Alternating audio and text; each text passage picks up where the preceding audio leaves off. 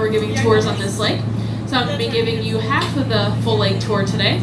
So starting off right away with that modern brick building behind the Riviera Beach, that is the Lake Geneva Public Library. So that prairie-style building was designed by James Dresser, a student of the famous architect Frank Lloyd Wright.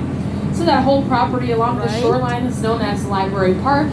Miss Mary Sturgis, an early summer resident, gave that land, along with the cottage that once stood there, to the city of Lake Geneva back in 1894. So that gift did come with the stipulation that the property should always be used as a public park. And their cottage served as the city's first library until that new building was completed in the 1950s. And we'll see the site of the second George Sturgis family home further down the shoreline.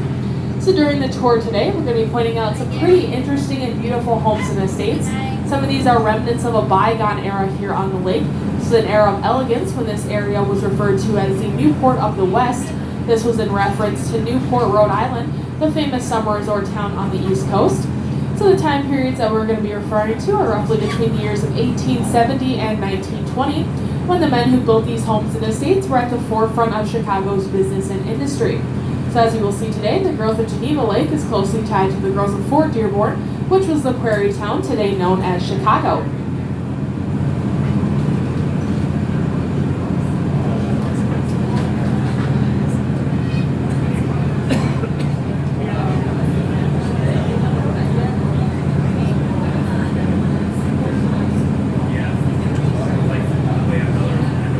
So the first large summer home ever built here on the lake was built on the site of that tan home. It was completed in the 1870s for Shelton Sturgis. He and his brothers were business partners, and they each had summer homes in the area.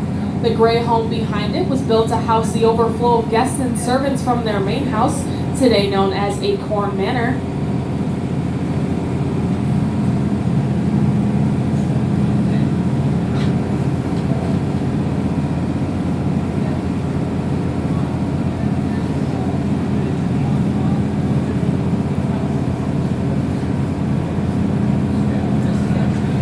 So these next group of homes that we're passing are known as the Geneva Manor subdivision.